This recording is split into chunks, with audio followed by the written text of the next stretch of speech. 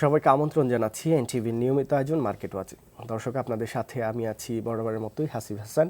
আমাদের সাথে আজকে স্টুডিওতে উপস্থিত আছেন দুজন পরিচিত মুখ, ডিএসসির ব্রোকার এবং যারা এই বাজারে ভালো করছেন, যাদের প্রাধান্য বেশি, যাদের সংশ্লিষ্টতাও বেশি। আছেন ডিএসসির সাবেক সিনিয়র সহসভাপতি মিজানুর রহমান খান। মিজান ভাই, আপনাকে স্বাগত জানাচ্ছি। আরও আছেন Aminul Islam, CEO one securities limited. আমিন ভাই, আপনাকেও স্বাগত জানাচ্ছি। দর্শক, আপনারা আমাদের সাথে যোগ দিতে পারেন স্ক্রিনে দেখানো নাম্বারে ফোন করে। মিজান ভাই, বর্তমান বাজার সবাই পজিটিভলি নিচ্ছে, বিনিয়োগও আসছে নতুন। একটি ঘটনা সাম্প্রতিক সময়ে যেটি অনেক আশান্বিত করেছে অনেক বিনিয়োগকারীকে, প্রাতিষ্ঠানিক বিনিয়োগকারীদের সম্পৃক্ততা যে শেয়ারটিতে ছিল সবচেয়ে বেশি, সেটি হচ্ছে লাফার্জ। এবং হোলসিমকে কিনে নেওয়ার ফলে লাফার্জের প্রতি মানুষের বিনিয়োগটা আরও বাড়ছে। আমরা দেখছি যে দুদিনে ভালো একটা প্রাইস বেড়েছে। তো আপনার কি মনে হয় এটি একটি ইতিবাচক কিনা? মাল্টিন্যাশনাল একটি বড় কোম্পানি এটি। থ্যাংক ইউ হাসিব, আপনি ঠিকই বলেছেন।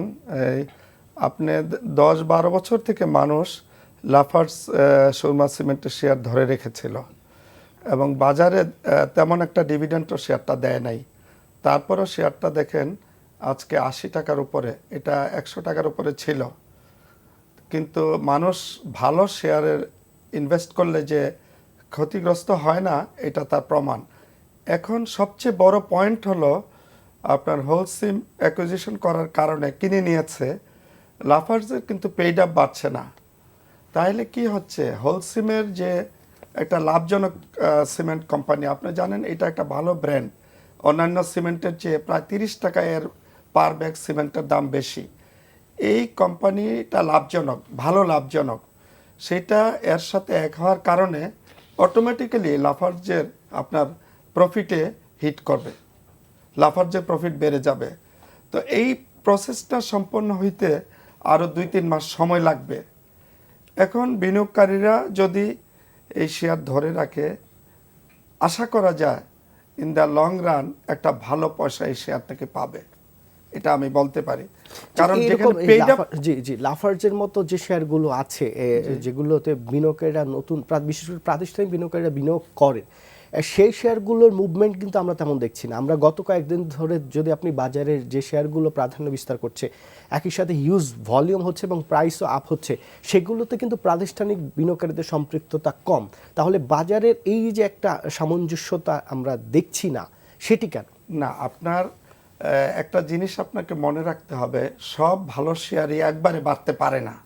আপনার শেয়ারগুলো 2-4টা করে, কারণ মার্কেটে আপনি বলছেন যে ইনভেস্টমেন্ট হচ্ছে, আমাদের হাউসগুলোতে এখন কিন্তু নতুন বিনিয়োগকারী আসছে এবং বিদেশি এরাও কিন্তু শেয়ার বাই করছে। তো এটা একটা টাইম লাগবে। আজকে 2-4টা ভালো শেয়ার বাড়বে, 7 দিন পরে অন্য 2-4টা বাড়বে, আপনার টাকাটা আসবে এবং ইনভেস্টমেন্ট হতে থাকবে। একটা কথা মনে রাখতে হবে, আমাদের বাজারের ভলিউম বাড়ছে, এটা একটা গুড সাইন। আপনার 1000 কোটি টাকা ট্রেড হয়েছে গত 2টা ওয়ার্কিং ডেতে। এটা যদি কিছুদিন কন্টিনিউ করে, তাহলে দেখবেন যে আরও লার্জ ক্যাপ যেগুলো আর কি ভালো শেয়ার, এগুলো ডেফিনেটলি বাজারের জন্য একটা ভালো শেয়ার এবং এইগুলিতে ইনস্টিটিউশন, বড় ইনভেস্টররা ইনভেস্ট করবে। জি আমিন ভাই, একই প্রশ্ন করতে চাই যে বাজারের সাম্প্রতিক যে আচরণ, তাতে কিন্তু কিছু হয়তো 20% বিনিয়োগকারী মুনাফা পাচ্ছেন, কারণ আপনার যে শেয়ারগুলো বাড়ছে সেগুলোই বাড়ছে, হিউজ ভলিউম হয়ে সেগুলোই বাড়ছে, এবং ওই সেক্টরের এর চেয়ে ভালো কোম্পানি শেয়ারের দামও কিন্তু তেমন বাড়ছে না। তো এটিকে কি বাজার একটি স্বাভাবিক প্রক্রিয়া হিসাবে আপনি দেখছেন? ধন্যবাদ। শেয়ারের মূল্য বৃদ্ধির ক্ষেত্রে বা শেয়ার আপনার নির্দিষ্ট যদি কোনো শেয়ারের কথা বলেন, সেক্ষেত্রে আমাদের সাধারণ বিনিয়োগকারীরা সাধারণত কিছু আপনার স্ট্যাটিস্টিক্সের উপর নির্ভর করে টপ 20 দেখে। তো সাধারণত ওনারা প্রতিদিন দেখে থাকেন যে টপ 20-তে কোন কোম্পানিগুলো আছেন। তো সেই কোম্পানিগুলো আপনার তারপরে ওইটার থেকে আবার অ্যানালাইসিস করেন যে এর মধ্যে টেকসই কোনগুলো ফান্ডামেন্টালি সাউন্ড, এই ধরনের অ্যানালাইসিস করেন। সেই ক্ষেত্রে দেখা গেছে যে আপনার কোনো একটা কোম্পানি যদি অন্য আরেকটা কোম্পানির চেয়ে তুলনামূলকভাবে কম সাউন্ড, সেইটার বেশি ট্রেড হচ্ছে, অনেক সময় সাধারণ বিনিয়োগকারীরা তাদের ওই নির্দিষ্ট স্ক্রিপে টার্নওভারের ভিত্তিতে অনেক সময় আকৃষ্ট হন। তবে সেটা আমি মনে করি যে এটা মানে স্থায়ী কিছু না। একটা সাময়িক ব্যাপার। দেখবেন যে আলটিমেটলি লং রানে ভালো মূল সম্পন্ন কোম্পানিগুলো, যে সমস্ত কোম্পানির আপনার কর্পোরেট গভর্নেন্স ভালো, যে সমস্ত কোম্পানির dividend pay out ratio over the years ভালো, মানে স্টেডি গ্রোথ আছে যে সমস্ত কোম্পানি, সেই সমস্ত কোম্পানিগুলি আপনি দেখবেন যে তাদের প্রাইসও ধরে রাখতেছে এবং তাদের ট্রেড কম বেশি টপ 20-তে থাকুক বা ট্রেড হচ্ছে, সেগুলোর লিকুইডিটি আছে সেই সমস্ত কোম্পানি। তো আপনার মার্কেট যখন একটা সার্জ হয়, যখন একটা টার্নওভারের বেজ একটা লেভেল থেকে আরেকটা লেভেলে চলে আসে, তখন হঠাৎ করে কিছু কোম্পানি এইভাবে উঠে আসতে পারেই, এটা সাময়িক হয়তো, কিন্তু লং রানে আপনার দেখবেন সবাই এক সময় আবার সেই ফান্ডামেন্টাল কোম্পানি ভালো লং রানে বলতে আপনি গত 5 বছর 6 বছর যদি আপনি দেখেন যে সেই লং রানে যারা ধরেছিল ফান্ডামেন্টাল কোম্পানিগুলো, সেগুলোর প্রাইস যতটা বাড়ছে গত 2-3 মাসে কিন্তু আপনার মধ্যম কোম্পানিগুলো যেগুলোর তুলনামূলক স্ট্রংও না তুলনামূলক উইকও না, সেই কোম্পানিগুলোর শেয়ারের দামই বেড়েছে। অর্থাৎ যে কোম্পানিটার ভলিউম হচ্ছে সেটি ভলিউমে আরও দিন দিন বাড়ছে এবং প্রাইসও বাড়ছে। তো আমি বললাম তো যে আপনার যে একটা অ্যানালাইসিস থাকে ইনভেস্টরদের সাধারণ, যে কোন কোম্পানিগুলি বেশি ট্রেড হচ্ছে, আর যখনই কোনো একটা কোম্পানির শেয়ারে বেশি চাহিদা বেড়ে যায় তখন সেটার আপনার প্রাইস, এটি একটি স্বাভাবিক ঘটনা। এটা না, এটা টার্নওভার যখন একটা লেভেল থেকে আরেকটা লেভেলে আসে, মানে ওভারঅল টার্নওভার স্টক এক্সচেঞ্জে, তখন আপনার কিছু কোম্পানি এইভাবে, মানে আপনি বলতে পারেন যে যখন জোয়ার আসে নদীতে, তখন কিছু মানে উপরে চলে আসে তো সেটা আলটিমেটলি কিন্তু যারা ভালো ইনভেস্টর তারা কিন্তু অ্যানালাইসিস করে তাদের সিদ্ধান্তটা তারাই নিয়ে থাকে। হয়তো সাময়িকভাবে উপর দিকে আসতে পারে, 2-4টা কম পারফর্মিং কোম্পানিও আসতে পারে। তো সেটা আসলে এখন তো মার্কেট অনেক বেশি ম্যাচিউর, ইনভেস্টরও অনেক বেশি ম্যাচিউর আপনার, ওনারা আমি আশা করি যে ফান্ডামেন্টালি স্ট্রং শেয়ারগুলি ওনারা বেছে নেবেন এবং শুধু টার্নওভার দেখেই ইনভেস্টমেন্ট করাটা ঠিক না আর কি। মিজান ভাই, আমি অন্যভাবে একটা প্রশ্ন করতে চাই যে আমরা গত কয়েক বছরের আচরণ যদি দেখেন যে বাজার আচরণ নেতিবাচক ছিল, এখন সবাই বলছেন যে কিছুটা ইতিবাচক এবং আস্থা কিছুটা ফিরে আসছে।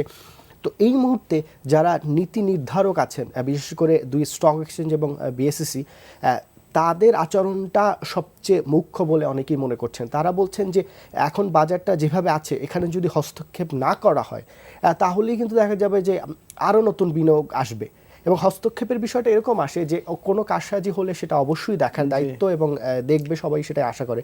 কিন্তু হঠাৎ করে একটা তদন্ত কমিটি করে এবং সেই তদন্ত কমিটির বারবার মেয়াদ বাড়িয়ে একটা সময় হারিয়ে যায়। আজ পর্যন্ত আমরা দেখি নাই কোনো তদন্তের রিপোর্ট প্রকাশ করা হয়েছে। তো এইগুলো আসলে বন্ধ করা দরকার কিনা এগুলো, এবং বিশেষ করে যে 2 স্টক এক্সচেঞ্জের নতুন একটি ডিপার্টমেন্ট হয়েছে, সেই ডিপার্টমেন্টের দায়িত্বে আছেন সিআরও, তাদের চিফ রেগুলেটরি অফিসার, তাদের ভূমিকা নিয়েও কিন্তু গত 2 বছরে ব্যাপক প্রশ্ন জেগেছে। এবং আপনি ডিএসসির দায়িত্বে ছিলেন এক সময়, এবং আপনারা যারা নেতৃত্বে আছেন তাদের সংশ্লিষ্টতা, তাদের ভূমিকা কিন্তু এখানে মুখ্য। আপনাদের একটি ভূমিকা সাধারণ বিনিয়োগকারীরা আশা করেন। না, থ্যাংক ইউ আসিফ। এখন কথা হলো, আপনি বলছেন যে বাজার এখন অনেকটা ভালোর দিকে যাচ্ছে। ইন্টারফেয়ারেন্স না, এখানে মনিটরিং তো করার প্রয়োজন আছে। আপনি এখানে অনেক ফাউল প্লে হতে পারে, চেইন ট্রেড হতে পারে, এই ধরনের ক্ষেত্রে আপনার ডেফিনেটলি মনিটরিং করার দরকার আছে। আমি আপনাকে বলি যে বিএসসি এবং 2 স্টক এক্সচেঞ্জের যে সফটওয়্যার আছে, তারা যে সবাই বলছে যে আমার এখন এই ইন্টারন্যাশনাল মানের সফটওয়্যার, এই সফটওয়্যার দিয়ে আমি সব দেখতে পারি, তাহলে আপনার তদন্ত কমিটি কেন করতে হয়? আপনি তো দেখতেই পাচ্ছেন যে কে সমস্যাটা করছে, আপনি তাকে ধরে একটা শাস্তি দেন, যে উনি সমস্যা করেছিল। এটা করার জন্য একটা সুনির্দিষ্ট ভাবে তার যে কৃতকর্মের জন্য একটা অভিযোগ তৈরি করতে হবে। কমিটি না হলে এটা কে দেখবে? ওখানে যে দেখতেছে সেই যদি পানিশমেন্ট দিয়ে দেয় তাইলে তো সে বায়াসড হতে পারে। এখন থার্ড একটা টিম বা 2 জন লোকের মাধ্যমে তাদের রিপোর্টটা সেখানে অ্যানালাইসিস করা হয়। আর ডিএসসির এমন কোনো ক্ষমতা নাই যে তারা পানিশমেন্ট দিতে পারে। তারা সেটাকে রিপোর্ট করতেছে এসএসসিতে। এসএসসি সেখানে সেল রয়েছে, তারা এক্সিকিউশন করতেছে। কিন্তু তো প্রচলিত এইগুলোর আছে ইন্টারফারেন্স আছে যে আমার মনে হয় ডিএসসি যা এসএসসি তে পাঠায় ভুল শুদ্ধ যাই হোক সেটাই পানিশমেন্ট না না না, এইটা প্রচলিত কিন্তু। ভুল পাঠানোর কোনো সুযোগ নাই। আমরা এখন অফ দ্য রেকর্ড একটা ফোন নিয়ে নিচ্ছি। দর্শক আমাদের সাথে কে আছেন, আপনার নাম বলে প্রশ্ন করুন। আসসালামু আলাইকুম। ওয়ালাইকুম আসসালাম, জি বলুন। আমি আজিমপুর থেকে বাদল বলছি ভাইয়া। হ্যালো। জি আপনার প্রশ্নটি করুন, আমরা শুনতে পাচ্ছি। হ্যাঁ, আমার প্রশ্ন হলো আমরা যে মিউচুয়াল ফান্ড হলো মার্কেটে প্রাণ বলেন আপনারা সবাই, অতিথিরা বিশেষজ্ঞরা বলেন, ঠিক আছে? মিউচুয়াল ফান্ড গুলো কি আদৌ কি ফেস ভ্যালুতে লেনদেন হবে? জি ধন্যবাদ। দর্শক আপনার মিউচুয়াল ফান্ড নিয়ে একটি কথা এখানে বলাই যায়, সেটি হচ্ছে যে মিউচুয়াল ফান্ডগুলো বেশিরভাগই কিন্তু বাজারে শেয়ারে বিনিয়োগ করে এবং শেয়ারের দাম যেহেতু বাড়ছে তার ন্যাবও বাড়বে। তো আপনি এই অবস্থায় মিউচুয়াল ফান্ডগুলো যারা দীর্ঘদিন ধরে আছেন তারা আসলে বিক্রি না করে একটু অপেক্ষা করলে হয়তো ভালো রিটার্ন পেতেও পারেন।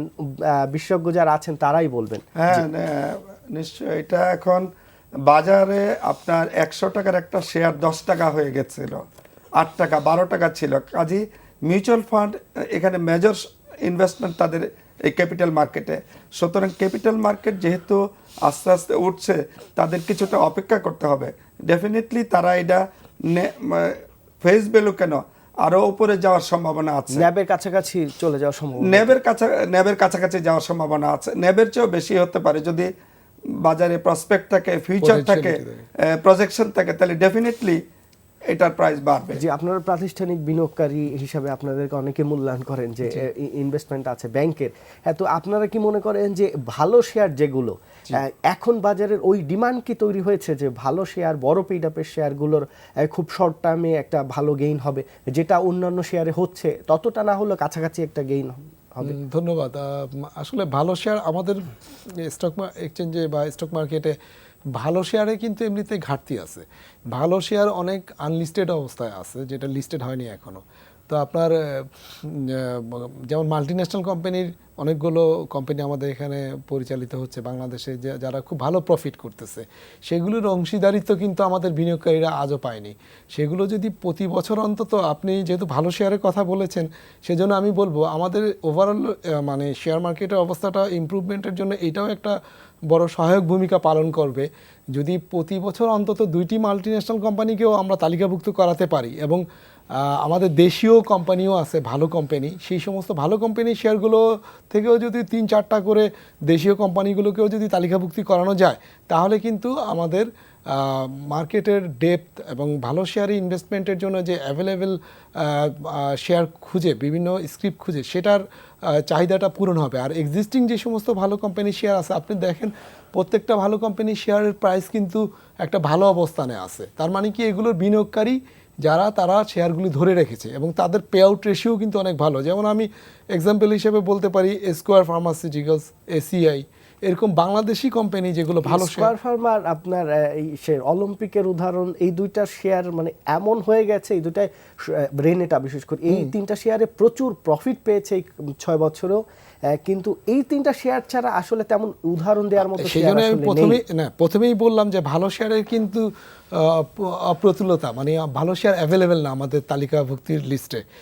আমাদের প্রতিনিয়তই উচিত যে আরো প্রতি বছর অন্তত 4-5টি আমরা শুনতে পাচ্ছি যে রবির একটি আসার সম্ভাবনা আছে 2017-তে, তারা সেগুলোকে এক্সিকিউশনে নিয়ে আসা। আমরা আগেও শুনতে পেয়েছি যে আসছে কামিং সুন, বাট এই কামিং সুনটা আসলে এক্সিকিউটেড হওয়া দরকার। যে প্রতি বছর আমরা যেন তালিকাভুক্তির লিস্টে দেখতে পাই যে অন্তত 2টি মাল্টিন্যাশনাল কোম্পানির শেয়ার এবং 3টি দেশি আপনার ভালো শেয়ার আসলে, তাতে হবে কি আপনার, যে আমরা এখন কথায় কথায় স্কোয়ারের উদাহরণটা দিতে হয়, তাহলে আমরা নতুন কাউকে পাচ্ছি না দেখি স্কোয়ার বা এসিআই এইগুলোর উদাহরণ দেই, কিন্তু নতুন কোম্পানিগুলো আসলে কিন্তু সেইগুলোতেও কিন্তু লোকজন, বিনিয়োগকারীরা সুযোগ পাবে, সেই সমস্ত কোম্পানির অংশীদারিত্বের সুযোগ পাবে এবং আলটিমেটলি দেখেন ভালো শেয়ারগুলো কিন্তু ধরে রাখার প্রচেষ্টা সবারই আছে, তারা কিন্তু ওইভাবে হচ্ছে। আরেকটি বিষয় আছে, এটার সাথে আরেকটি বিষয় যোগ করি যে এখন বাজারে সবাই কিন্তু একটু খোঁজ খবর নিচ্ছে, যারা এই বাজার থেকে 11, 12, 13-তে চলে গিয়েছেন তারা অনেকেই খোঁজ খবর নিচ্ছে, অনেক নতুন বিও অ্যাকাউন্ট হচ্ছে, আপনারাই ভালো জানেন। কিন্তু এই মুহূর্তে একটি সমস্যা তৈরি হয়েছে, 2010-এর পরে কিন্তু কোনো ব্রোকারেজ হাউসের ব্রাঞ্চ ওপেনিংয়ের পারমিশন দেওয়া হয়নি, যদিও অনেকগুলো ব্রোকারেজ হাউস নতুন হয়েছে। তা এখন প্রশ্নটা হচ্ছে যে আপনার একটি ব্রোকারেজ হাউস আছে পুরনো, যার ব্রাঞ্চ আছে 10টি। আমিনুল ভাই নতুন একটি ব্রোকারেজ হাউস খুলেছেন, তার ব্রাঞ্চই নেই, তো আপনার সাথে সে কম্পিটিশনে কিভাবে পারবে? না, এখন আমি বলবো যে এটা চিন্তা করার সময় আসছে, কারণ 32 কোটি টাকা দিয়ে একটা ব্রোকারেজ হাউস যে কিনেছে তার কোনো ব্রাঞ্চ নাই। ইভেন কি মার্চেন্ট ব্যাংক এবং ব্যাংক যারা ইনস্টিটিউশন, তারা 200-250 কোটি টাকা পেড আপ, তাদের একটা বা দুইটা ব্রাঞ্চ। এখন এটা চিন্তা করার দরকার, এই অবস্থা অন্তত ঢাকা শহরে কিংবা চিটাগংয়ে, খুলনায়, বড় বড় শহরগুলোতে তাদের ব্রাঞ্চ দেওয়া দরকার, ইমিডিয়েটলি এটা করা দরকার। কারণ তা না হলে দেখা যাচ্ছে 3 কোটি টাকা পেড আপ, তার 10টা ব্রাঞ্চ, 5টা ব্রাঞ্চ, আর যার 200 কোটি টাকা পেড আপ, তার একটা ব্রাঞ্চ বা আদৌ ব্রাঞ্চ নাই। এটা অবশ্যই সংশ্লিষ্ট কর্তৃপক্ষ এটা চিন্তা করার দরকার এবং ইমিডিয়েটলি এটা করা দরকার এই ক্যাপিটাল মার্কেটের স্বার্থে। এবং সাথে সাথে মার্কেট যেহেতু বাড়ছে, আমরা মার্কেটে আগেও ছিলাম, এখন আছি, বড় বড় যেসব কোম্পানি আছে সরকারি এবং বিদেশি, যেমন ব্যাংক আছে, স্ট্যান্ডার্ড চার্টার ব্যাংক, এবং বড় বড় কোম্পানি আপনার পার্টেক্স আছে, টিকে গ্রুপ আছে, ওদের কোনো কোম্পানি মার্কেটে লিস্টেড নাই। 150, 200, 500 কোটি টাকার এইসব অন্তত 20-25টা কোম্পানি মার্কেটে নিয়ে আসা দরকার আগামী 1-2 বছরের মধ্যে। এখানে সমস্যাটা হচ্ছে আপনি ধরেন সিএনএ টেক্সটাইল বলেন, এই আপনার আরও অনেক অনেক টেক্সটাইল যেগুলো আসছে, রিজেন্ট টেক্সটাইল থেকে শুরু করে প্রত্যেক কয়েকদিন পরপরই কিন্তু একটা টেক্সটাইল আসছে। এই টেক্সটাইলগুলো আসতে যে 1 বছর 2 বছর ধরে তারা চেষ্টা করছে, তারা আসার জন্য তাদের যে ঝামেলাগুলো পোহাতে হচ্ছে, সেই একই যদি আপনি প্রবলেমটা ওদের ফেস করতে হয়, এই যে বড় বড় গ্রুপগুলোর কথা বললেন, তাহলে তারা কেন আসবে? বরং তাদেরকে নিয়ে আসা উচিত, তাদেরকে প্রায়োরিটি দেওয়া উচিত যে তোমরা আসো, তোমাদের সহজ করে দেওয়া হবে, একটা শর্ট টাইমে নিয়ে আসা হবে, তোমরা এখান থেকে ফান্ড নাও, তাহলে না তারা আসবে। আপনি যদি ওই একটা টেক্সটাইল, একটা গার্মেন্টস লিস্টেড করার জন্য যে সমস্যাগুলো, যে টাইম ফ্রেম থাকে, সেই একই টাইম যদি ওকে দেন, ও তো আসবে না। না, এগুলি নিয়ে অনেক প্রবলেম ছিল, এগুলির সলিউশন করা হয়েছে। কারণ ফেয়ার ভ্যালু তারা পাচ্ছিল না, অনেক বড় কোম্পানি, এখন ফেয়ার ভ্যালু দেওয়া হয়েছে, তারা পাবে আর কি। আমাদের এখানে মার্কেটে শেয়ার আনবে কারা? মার্চেন্ট ব্যাংক, যারা mainly merchant bank, merchant bank, এখানে অনেকগুলো মার্চেন্ট ব্যাংক দেওয়া হয়েছে। তাদের কি ভূমিকা, এগুলি রিভিউ করা দরকার এবং তাদের কাজ করা দরকার, কারণ তারাই একমাত্র এই জিনিসগুলো এসএসসিতে নিয়ে যাইতে পারে, যে অ্যানালাইসিস করে যে কারা আসবে। কিন্তু ডিএসসিসিএস এর একটি দায়িত্বের মধ্যে পড়ে না যে নতুন কোম্পানিগুলোকে মোটিভেট করা, নিয়ে না, আসার জন্য? সেটা অন্যভাবে ইনডাইরেক্টলি, এবং ইনডাইরেক্টলি সেটা হয়তো করছে, কিন্তু মেইন দায়িত্ব কিন্তু মার্চেন্ট ব্যাংকগুলো। আমরা ডিমিউচুয়ালাইজেশন হওয়ার পরে আমরা কিন্তু কোনো পদক্ষেপ দেখি নাই ডিএসসিসিএস। যদিও ব্রোকার্স অ্যাসোসিয়েশন, নতুন যে ব্রোকার্স অ্যাসোসিয়েশন হয়েছে, তারা কিন্তু একটি উদ্যোগ নিয়েছে যে নতুন নতুন কোম্পানিগুলোর কাছে যাবে, কিন্তু একটি প্রমাণ আপনি দেখাতে পারবেন যে ডিএসসিসিএস কোন কোম্পানির কাছে গেছে? না, অ্যাকচুয়ালি ডাইরেক্টলি এসএসসি কাউকে বলতে পারে না, এসএসসি তো পারে না, কিন্তু পারে না। ডিএসসিসিএস দুই স্টক এক্সচেঞ্জের মেইনলি ভালো কোম্পানিগুলো তালিকাভুক্ত, মেইনলি দায়িত্ব মার্চেন্ট ব্যাংকগুলোর। তারা জিনিসগুলো নিয়ে আসবে, এসএসসিতে নিয়ে আসবে, ডিএসসির সাথে ডিসকাশন করতে পারে। তবে যেটা ভালো সংবাদ, যে ব্রোকার্স অ্যাসোসিয়েশন হয়েছে, তারা এই ব্যাপারে কাজ করতেছে, এবং তারা, আপনি জানেন যে অল্প কিছুদিন হলো, 1 মাস হলো তারা এখানে এসছে, তারা কিন্তু বিগরাসলি কাজ করবে। কারণ এখানে যারা আছে তারা অনেক এফিশিয়েন্ট এবং নতুন পুরাতন মিলে একটা শক্তিশালী ব্রোকার্স অ্যাসোসিয়েশন হয়েছে।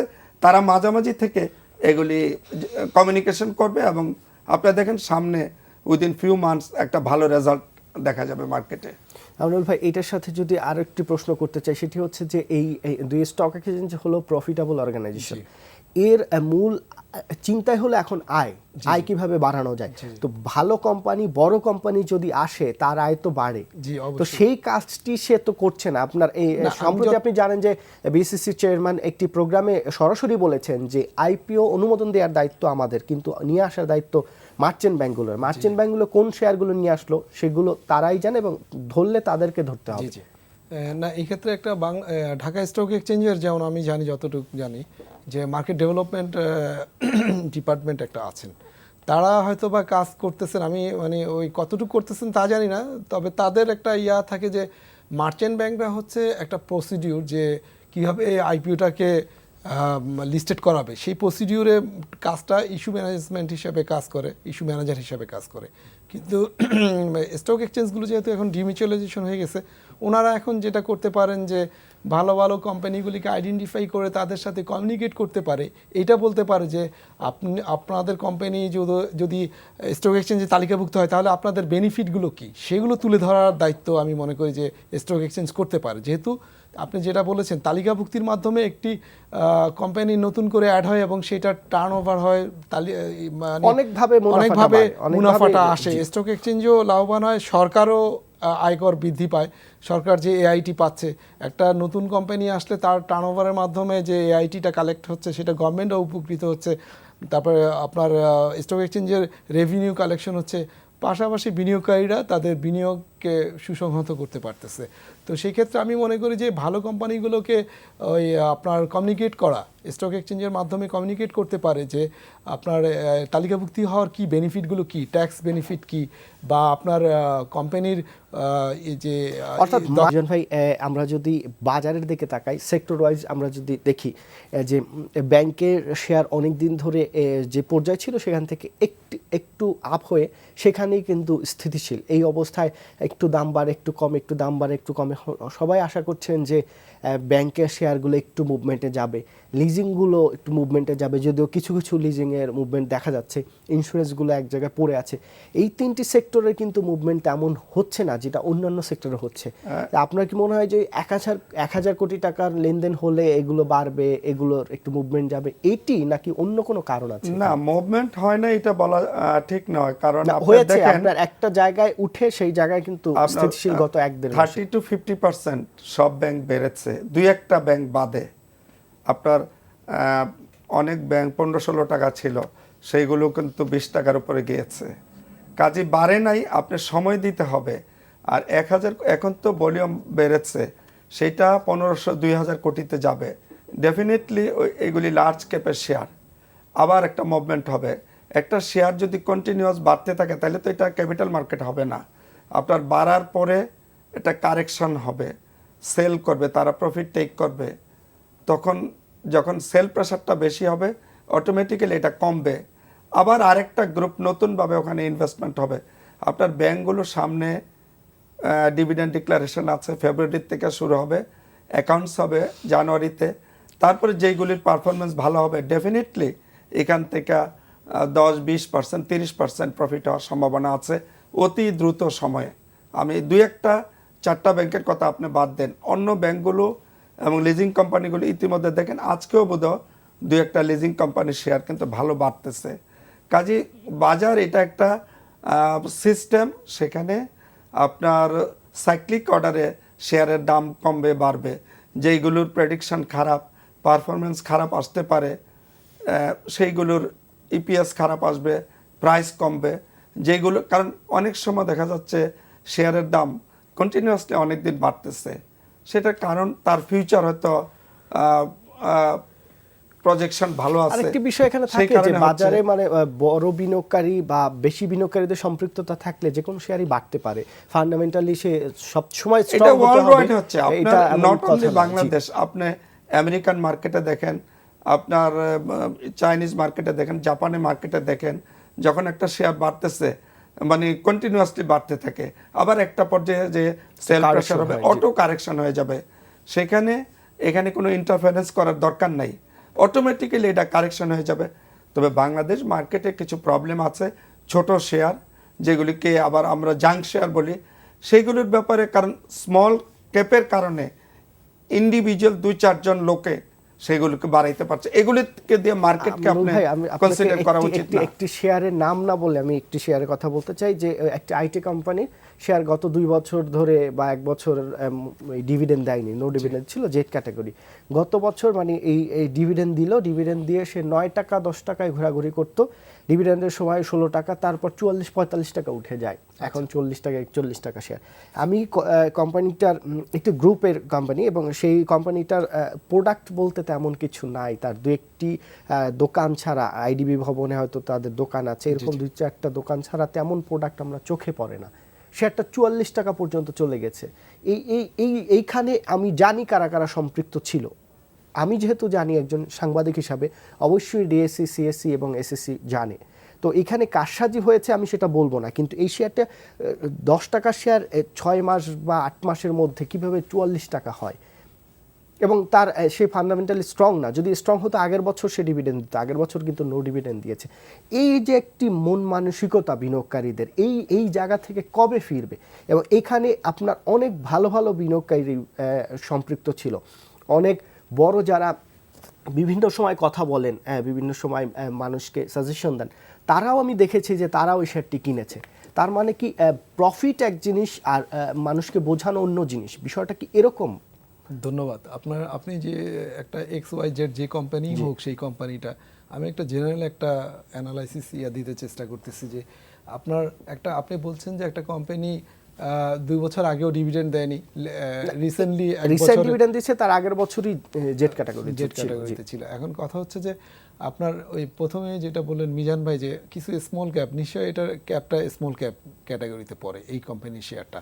দ্বিতীয় হচ্ছে যে আপনার একটা কোম্পানি খারাপ, তার মানে তুলনামূলকভাবে ভালো কোম্পানির যে ইন্ডিকেটরগুলো থাকে সেগুলোর সাথে কম্পেয়ার করলে সব কিছুই অনেক বিলো আছে, স্ট্যান্ডার্ডে আছে, তারপরও শেয়ারটার দাম বাড়তেছে। এখন এটার আপনি যদি এটা হতে পারে না, বাড়াটা অযৌক্তিক না, কারণ গত 6 বছর যেভাবে দাম পড়েছে, যে কোনো শেয়ারের দাম বাড়বে, ডাবল হবে, সব ঠিক আছে। সেটাই আমি বলতে কিন্তু আমি যে বলছি যে এই কোম্পানিটার শেয়ার যারা কিনেছেন তারা কিন্তু ফান্ডামেন্টাল শেয়ার ছাড়া তাদের কেনার কথা না, কিন্তু তারাও কিনেছেন প্রফিটের আশায়, সবাই প্রফিট চায়। ঠিক আছে, তাহলে কি মানে এটা প্রফিট ছাড়াও আরেকটা কারণ হতে পারে, সেটা আমি জানি না কোন কোম্পানি, তারপর আমি বলতেছি আমার জানারও দরকার নেই, বাট আমি XYZ একটা এক্সাম্পল দিয়ে বলতেছি যে এটা একটা XYZ যেই কোম্পানিই হোক, সেটার কারণ হতে পারে এরকম যে আপনার মালিকানা নেওয়ার জন্য কিছু লোক এটা শেয়ার কিনতে পারে, মানে আমি জানি না, এটা বলতেছি যে অ্যাজাম্পশন যে এটা হয়তো কোনো একটা গ্রুপ এই কোম্পানিটার টোটাল মালিকানাটাই নিতে চাচ্ছে, সেই জন্য তারা এই শেয়ারটা কিনে নিচ্ছে। তার প্রোডাক্টই নাই বাজারে, মালিকানা নিয়ে কি করবে? মানে কোম্পানিটার মালিকানার কথা বলছি। হ্যাঁ, কোম্পানির তো কোনো প্রোডাক্ট নাই। আপনার যেটা বলে যে আপনার বায়ার্স অ্যাওয়ারনেস যেটা বলে, যে কোনো প্রোডাক্টই আপনি একদম, আমরা বাজারেও যে জিনিসগুলো কেনাকাটা করি আমরা শেয়ার ছাড়াও, একটা বায়ার্সের একটা অ্যাওয়ারনেস দরকার আছে। এটা পৃথিবীতে সব জায়গাতেই আছে। আপনি কি কিনতেছেন, এই যে সাধারণ বাজারেও যদি আপনি যান, আপনি যে জিনিস যেন তেন জিনিস তো কিনেন না, যেই প্রোডাক্টটাই আপনার নিজের জন্য কিনতেছেন, আপনি কি করেন, অ্যাওয়ার হয়ে কিনতেছেন। একটা অ্যাওয়ারনেসের মধ্যে কি পড়ে, একটা প্রাইস অ্যাওয়ারনেস আছে, আর একটা আছে প্রোডাক্ট কোয়ালিটি অ্যাওয়ারনেস। তা আপনি কোন যে বিনিয়োগকারীরা এত খারাপ বা ভালো না তুলনামূলকভাবে, তা সত্ত্বেও যদি কিনে থাকে, তাহলে তাদের অ্যাওয়ারনেস, আমি মনে করি যে তাদের অ্যাওয়ারনেসটা ওই লেভেলে নাই, সেই জন্যই তারা কিনেছে। মিজান ভাই, আপনি হয়তো বুঝতে পারছেন কোন কোম্পানিটা, এখন আপনি মানে এই কোম্পানিটা ইস্যু না, ইস্যু হচ্ছে যে এই অবস্থায় মানুষ প্রফিট পাচ্ছে, 44 টাকা 43 টাকা যারা কিনেছে তারা কিন্তু এখন 3 টাকা 4 টাকায় ভালো বাজারেও লস আছে। তাহলে মানে এই মন মানসিকতাটা কবে চেঞ্জ হবে বিনিয়োগকারীদের? না হাসিব, আপনি বোধহয় একটু ভুল করছেন এখানে। আপনি একটা সাংবাদিক বলেন, জি, একটা শেয়ার বেড়ে একটা প্রাইস লেভেলে যাওয়ার পরে একটা কারেকশন কিন্তু মাস্ট, ক্যাপিটাল মার্কেটে কারেকশন হবে। 2-3 টাকা একটা শেয়ার যদি আপনার 20-25 টাকার থেকে আস্তে আস্তে এটা ওভার দ্য 1 ইয়ার, বোধহয় 1 বছরের মতো সময় হয়েছে, শেয়ারটা হয়তো 10 টাকা থেকে 44 টাকা হয়েছে। হ্যাঁ, 1 বছর সময় লেগেছে। এখন 2-3 টাকা কারেকশন, এটা কিন্তু কিছু কারেকশন না, এখান থেকে আবার বাড়ার সম্ভাবনা আছে, সম্ভাবনা থাকতে পারে, কারণ যদি এর ফিউচার থাকে, যদি এই যে কোম্পানিটা বলছি, এইরকম কোম্পানিগুলো কত প্রাইস হবে না, এটা আপনি ডিটারমাইন করতে পারবেন না, এটা মার্কেট ডিটারমাইন করবে ওই প্রোডাক্ট ডিমান্ডের উপরে।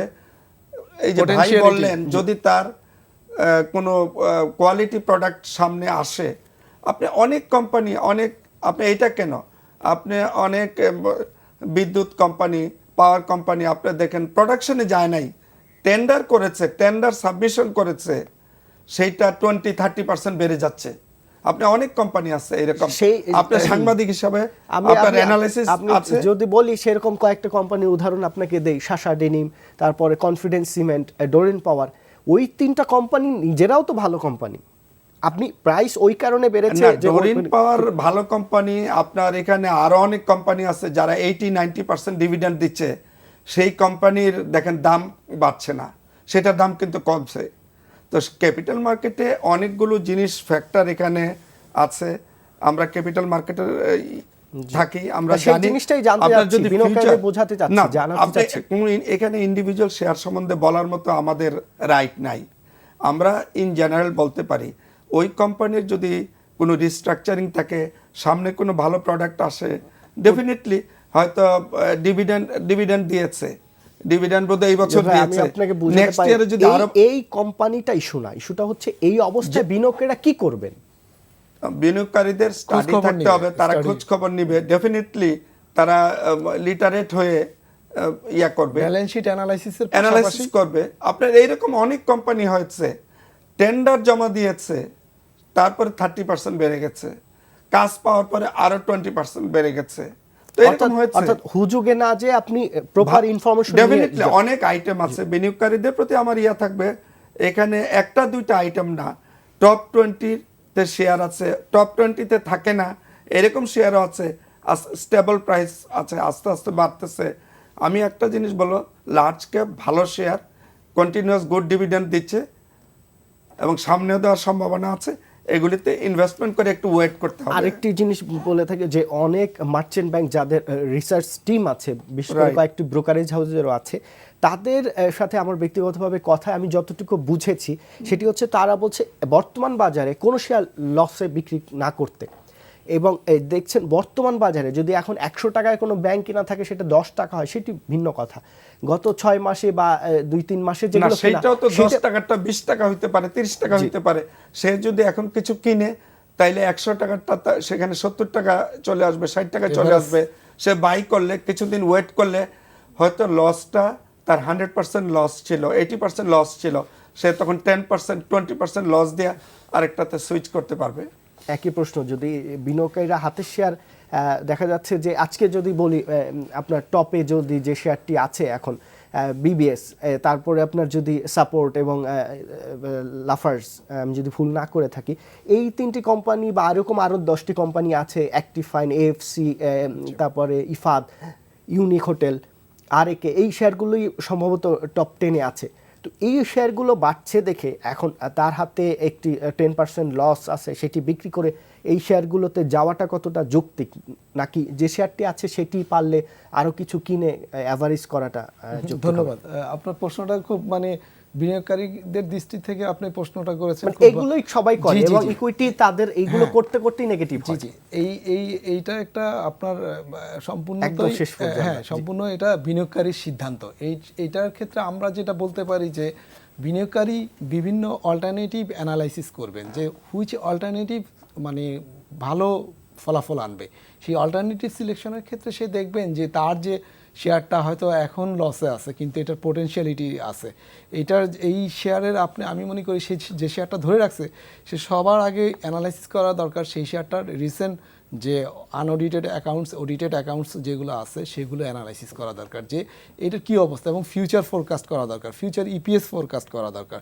তাহলে সে বুঝতে পারবে যে এটা যদি আরও খারাপের দিকে যায়, এক্সিস্টিং যে শেয়ারটা হোল্ড করতেছে, তাহলে নিশ্চয় এটার প্রাইস মুভমেন্টটা অত ভালো আশা করা যায় না। আর যদি দেখা যায় যে না, আমার যে বিনিয়োগ আছে সেই বিনিয়োগের টাকা সেল করে আমি আরেকটা পোটেনশিয়াল শেয়ার যেটা এখন কম দামে আছে বাট তার বাড়তে পারে, কিন্তু বেসড অন বাড়ার চান্স আছে।